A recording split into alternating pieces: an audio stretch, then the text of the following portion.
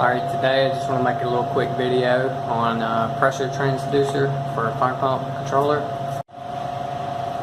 Alright, so this fire pump controller is a Metron OID 100. There's the specs for it, so you know what you're getting into. And I took the shield out of this fire pump controller so I can install my wires into the circuit board. So this here is a pressure transducer, and what has happened is Metron had quit making the old style and they sent me the new style, and you have to change the settings in the panel, and a lot of people don't know that. Okay, here's your pressure transducers.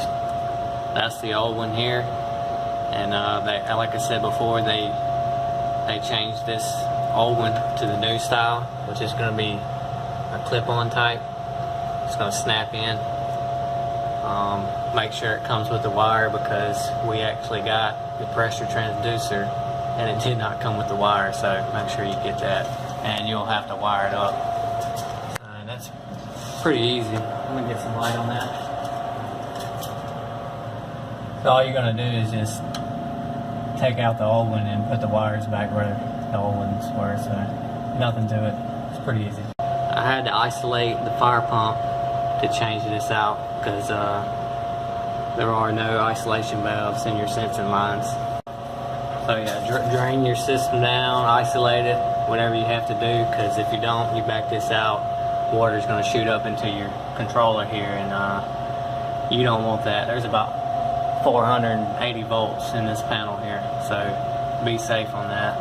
Wear right protection, whatever you got to do. So just be real careful.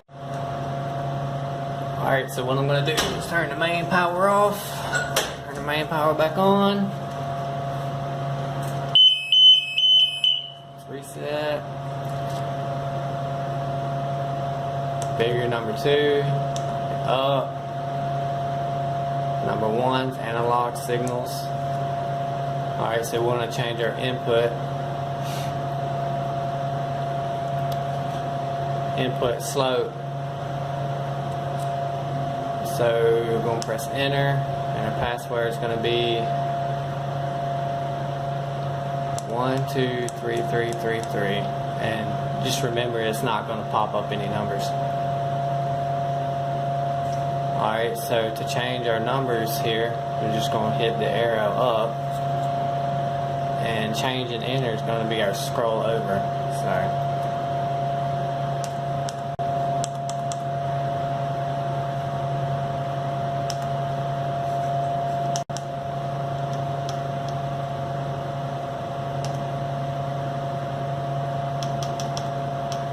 keep wanting to hit these numbers here for some reason.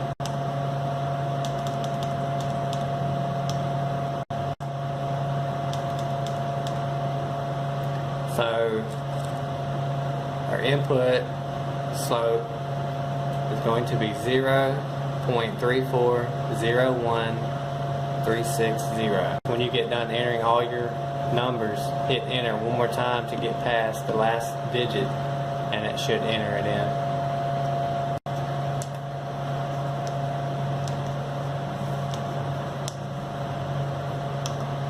Alright, just hit down to change it to offset. Change and enter. This button is very sensitive.